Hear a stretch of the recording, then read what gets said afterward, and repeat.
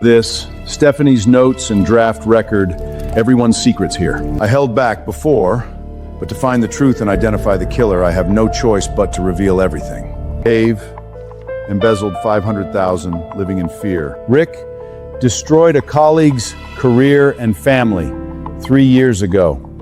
Ken, long-term smuggling with a criminal record. Monica concealed a medical malpractice that left a patient with permanent damage.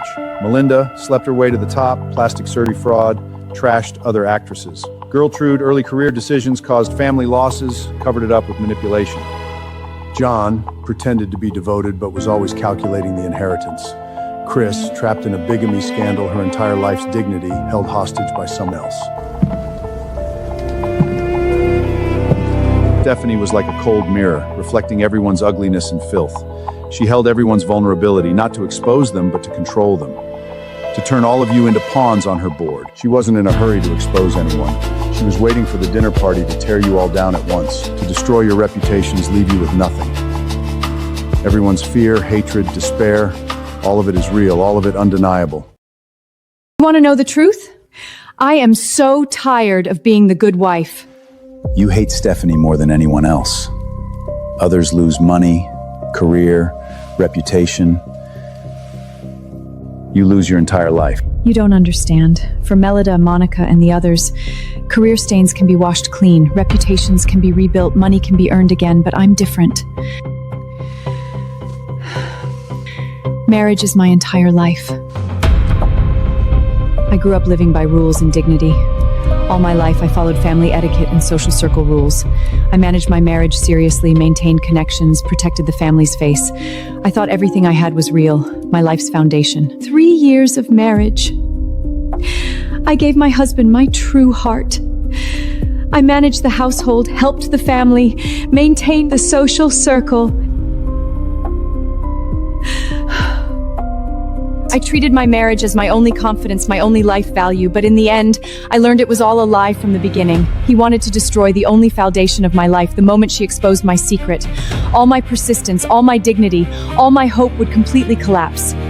For the rest of my life, only shame and humiliation. My husband was never mine. My identity was never mine. My dignity was stolen. My life is a joke in this life. Aside from this fake marriage, I have nothing. Stephanie didn't know that you wanted to. Stephanie or Mike too. To destroy Monroe Rep, and she wanted to destroy the only foundation of my life. I had no way out. No way out at all.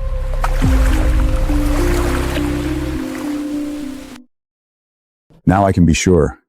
Everyone's motive in this case was never about money. It was about dignity. Completely trampled dignity. Everyone's motive seemed to revolve around inheritance, money, career scandals. Why is dignity the core? Gertrude isn't afraid of losing money. She's afraid of losing the family face she spent her life building. Dave isn't afraid of debt. He's afraid of his lifelong integrity collapsing. Rick and Ken aren't afraid of having nothing. They're afraid of their past being torn open in public. Monica and Melinda aren't afraid of starting over. They're afraid of their lifelong reputation being crushed. John isn't afraid of losing the inheritance. He's afraid of his true feelings being trampled. His devotion becoming a joke. And Chris, her motive is the most extreme of all. She stopped caring about money long ago. What Stephanie destroyed was her lifelong dignity, her lifelong faith, her lifelong foundation. Money can be let go. Stains can be covered. But having your dignity torn apart in public, your entire life negated, that is something no one can bear. So this isn't a murder for money. It's a dignity counterattack from someone pushed to the edge. Exactly. Stephanie's cruelty wasn't taking money or holding leverage. It was precisely targeting everyone's dignity. Gnawing away, trampling, humiliating, pushing everyone to the edge. Killing for money requires greed. Killing for dignity requires despair. That is the root of why everyone here had a motive. The killer didn't act to protect wealth. They acted to protect the last shred of their human dignity, to stop their life from being destroyed in public, from becoming a complete joke.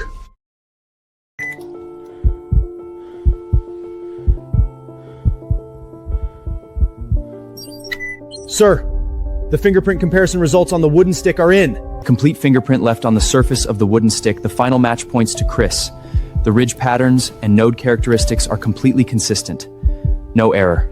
Sir, there are obvious secondary overlay marks on the fingerprint. The top layer is Chris's complete fingerprint. The bottom layer, a partial fingerprint that was deliberately wiped and blurred. Someone intentionally covered it up and tried to conceal it.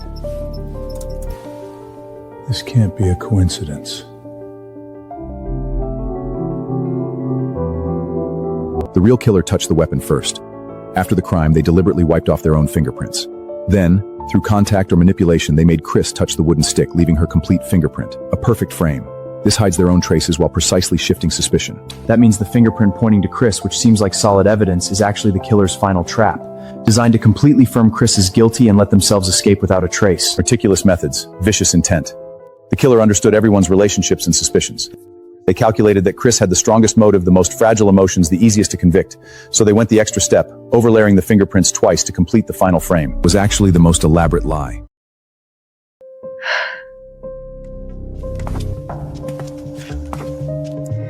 The fingerprint results are in.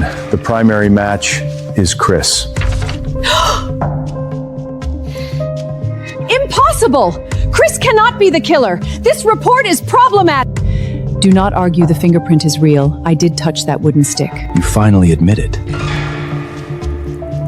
I admit I touched it. I admit I hated her to the bone. I admit I wished she would disappear. But I still have to say I did not kill her. I admit I touched it. I admit I hated her.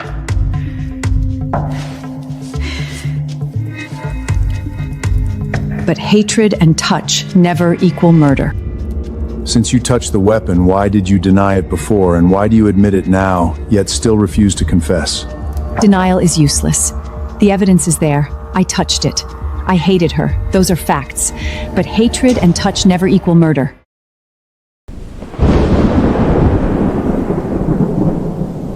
Restore all the hidden truths from the night of the incident. At 9:30 that night, Stephanie received a private invitation and voluntarily went to the Northwest Reef Beach. The person who invited her exploited her need for control and her greed for leverage. Upon arrival, Stephanie publicly exposed Chris's bigamy scam, humiliating him with cruel words, completely shattering Chris's last shred of dignity. 2 years of oppression and confrontation reached its peak. Chris completely broke down. An argument broke out on the spot, hatred at its peak. During the argument, Chris lost control, picked up a wooden stick from the beach, and had a physical struggle with Stephanie, touching and swinging the stick. That is the real reason her full fingerprints were left on the murder weapon. But she only argued, resisted, and vented. She did not kill anyone, nor did she have the ability to drag or tie anyone up. Just as Chris was breaking down, and the situation was chaotic, the real killer appeared. This person had been lurking in the dark, watching for the right moment, and struck during the chaos. After the killing, killer calmly completed an elaborate cover-up, using rope from the warehouse to bind the body. Deliberate Shenzhen Ken's blowed and loose to create a framing illusion, using the tide to drag the body and conceal traces, wiping off their framed fingerprints and inducing the emotional broken Chris to touch the murder weapon to Dessen Udjas. Alphiclay stress the all suspicion. This person knows the tides, knows the estate lake out, knows everyone's secrets and weaknesses. They know how to use Ken's identity to frame others, use Christrit to take the fall, calculating to the extreme. The real killer is not a long venting impulse, but a strong one hiding among you, using murder the gray anchor steadied perfectly, closed loop. Now that we've come to this, there's no need for anyone to pretend to be in a distant. Let me ask all of you one question. Which one of you, not even for a single moment, hasn't wanted Stephanie dead?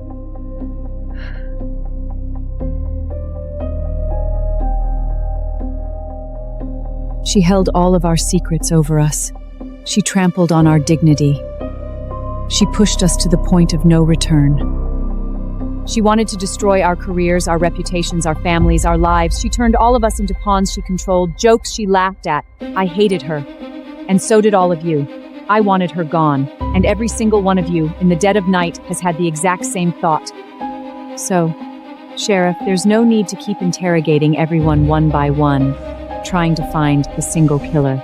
On this isolated Black Reef Island, all of us, driven to the edge by Stephanie, every one of us had murder in our hearts. As long as Stephanie is willing to settle this privately, without exposing my marriage scam publicly, I can give up everything, disappear completely from her and Sydney's world, even if I end up with nothing. In such a hurry to meet me privately? The gala hasn't even officially started and you've already lost your composure, completely panicked? I don't want to make a big scene, and I certainly don't want a public confrontation. Don't say that lets everyone laugh at us. You don't want to make a big scene, and you think this can just negotiate terms with me now. What makes you think I'll go along with what you want? I beg you, don't destroy the only dignity I have left to live on. Now you know fear, now you beg for mercy. Back when you were happily occupying my marriage, my identity, my life, living comfortably day after day, did you ever think about the situation you'd be in today? I was also deceived by Sydney. From beginning to end, I was an unwilling victim. Just like you, I'm also a casualty of this scam. Stop playing the victim for sympathy. That doesn't work on me. I don't care about your grievances one bit. Just say it. Why did you insist on meeting me tonight? What do you really want? I just want you to cancel that fraudulent overseas marriage registration. The estate assets, post-marriage dividends, social connections, I'll give up all of it. I'll leave with nothing, leave Black Refined immediately and never show again. Let you go? You don't deserve it.